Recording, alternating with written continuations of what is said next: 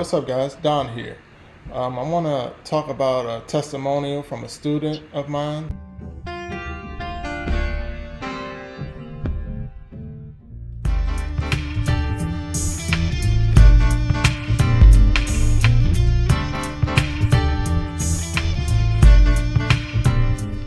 that I've had in the past.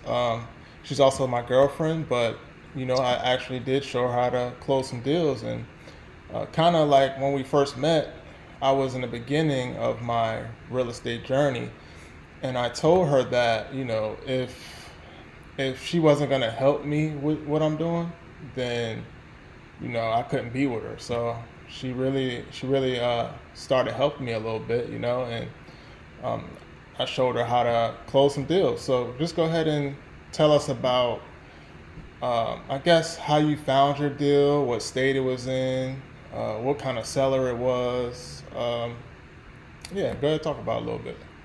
And anything you don't remember, I actually remember everything about it down to the number. So if you don't remember it all, I mean, I remember a lot of it. Okay, so I actually do remember the first deal.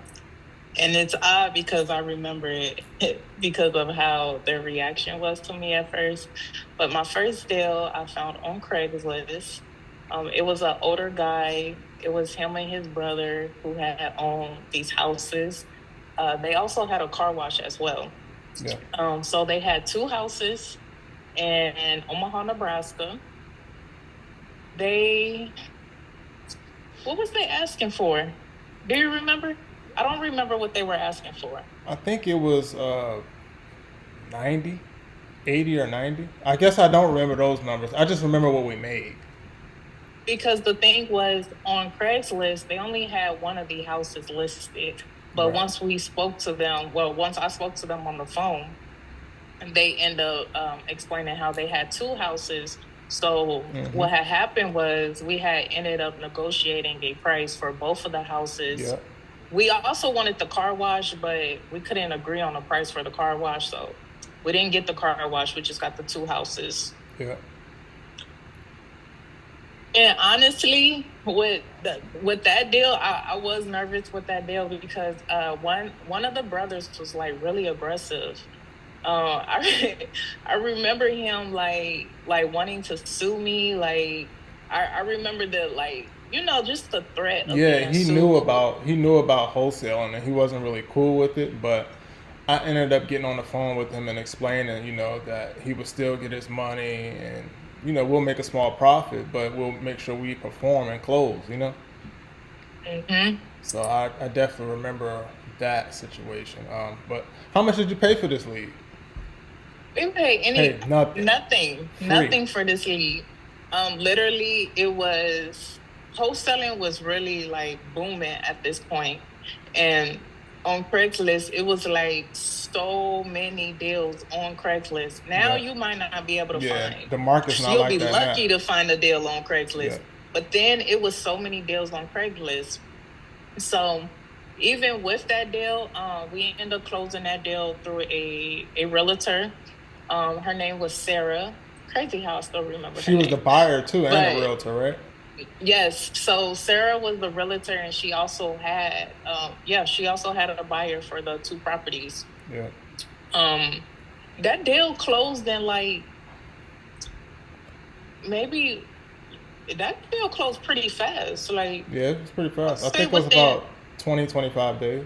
that deal And had closed. it was two houses, and you made $27.50 each house, so $5,500 was what you made. But I Yeah. mean, I think that's good for a free lead on Craigslist, for your first deal. And the other deal Your after third that, deal. even. What state was that one in? So that one was in. So the third deal was in Iowa. Yeah. It was in Council Bluffs, Iowa. Yeah. And that that's one not was far. actually. That's not far from Omaha either, right? No, that's about, depending on how close, it could be 5 to 10, or it could be 25. It's literally like right there. 5 to 10 minutes, from each 25 other. minutes.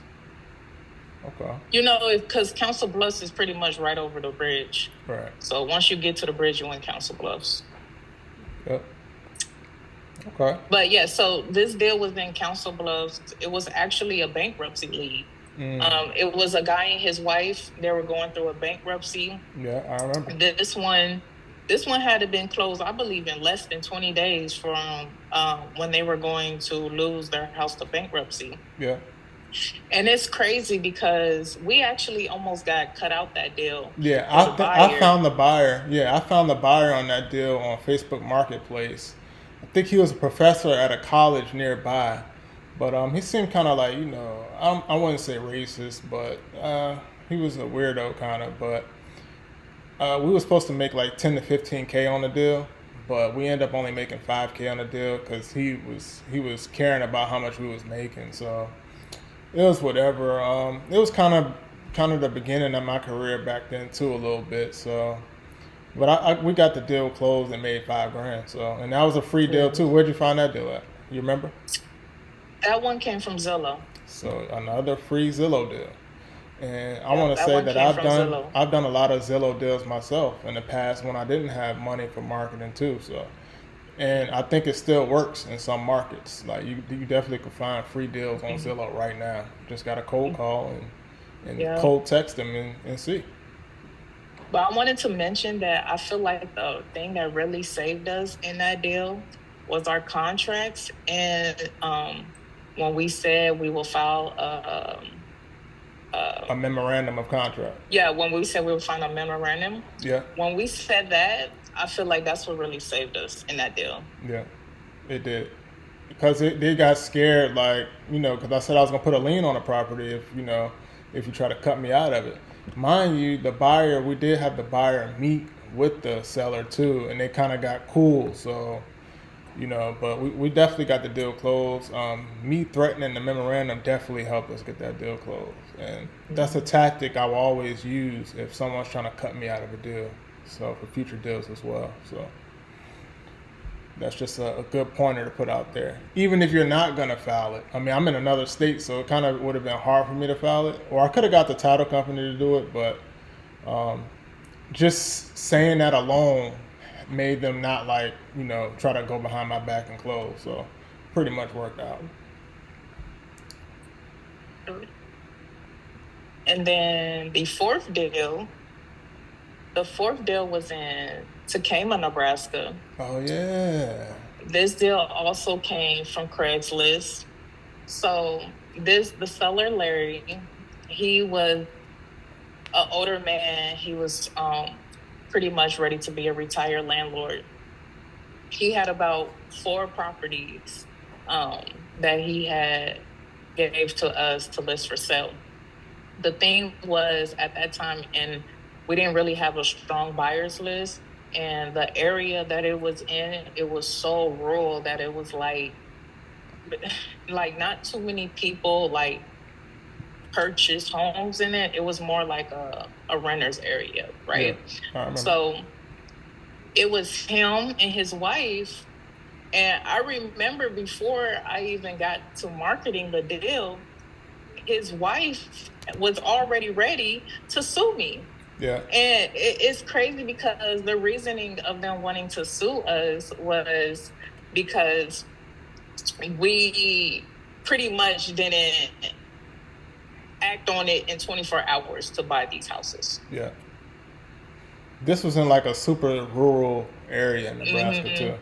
And they literally thought they were going to get cash. I don't know if they thought we were part of the mob or something. Now look, I don't remember this deal all the way because you really did this whole deal by yourself.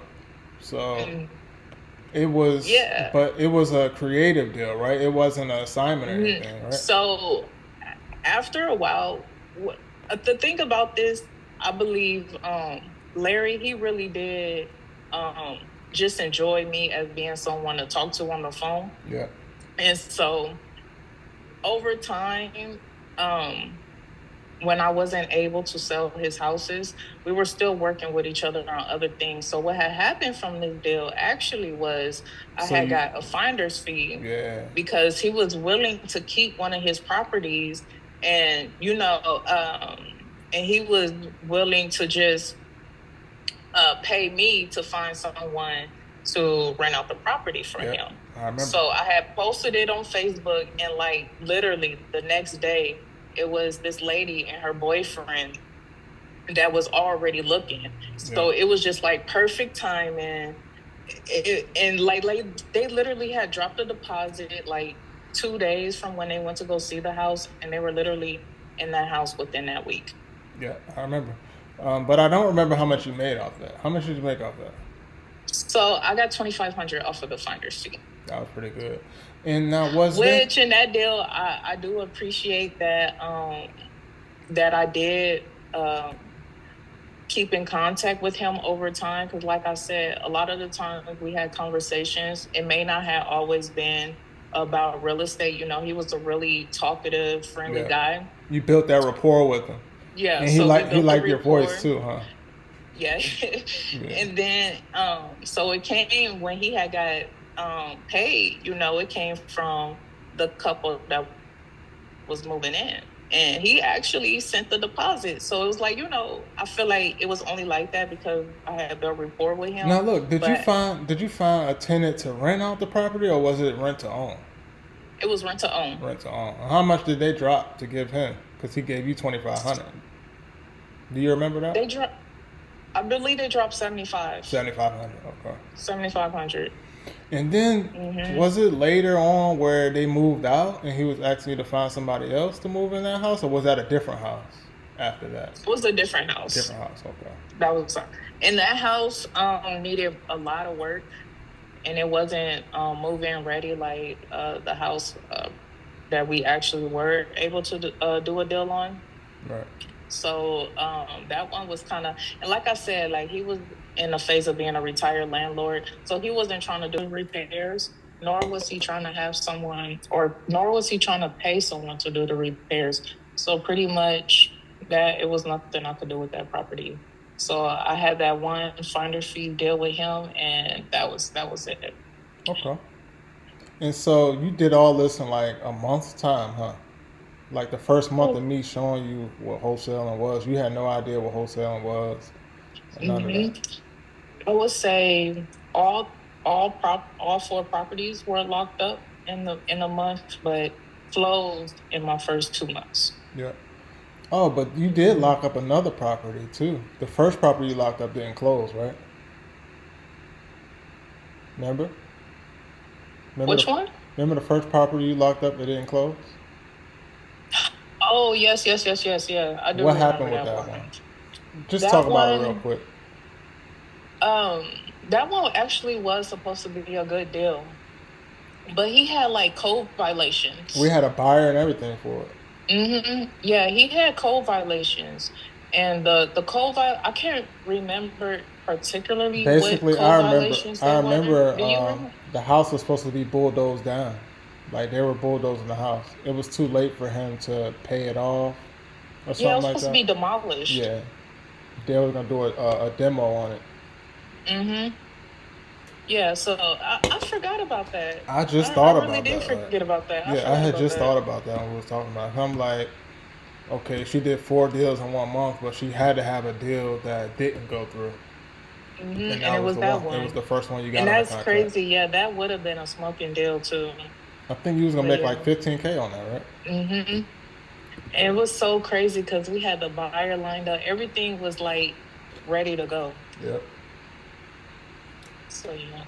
All right. Well, so you made $13,000 in your first month learning wholesaling off of 4 deals in the Midwest. In the Midwest. That was pretty good. So tell the viewers what you're doing now to help me in my business and stuff. So now I pretty much do disposition and the paperwork. Yep. So she helps sell a lot of the deals, and she does all the paperwork for like novations. I hate paperwork, so she handles all that for me. And yeah, I mean, we're a good team, and that's what we do.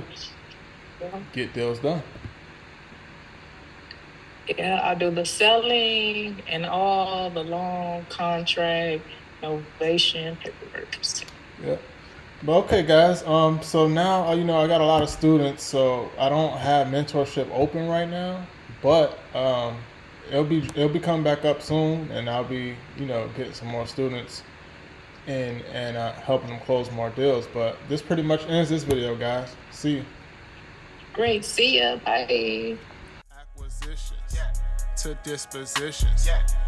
Cash buyers up, diamond in the rough, rough in the diamond, while analyzing, counting mills, 6-figure deals. Goddamn.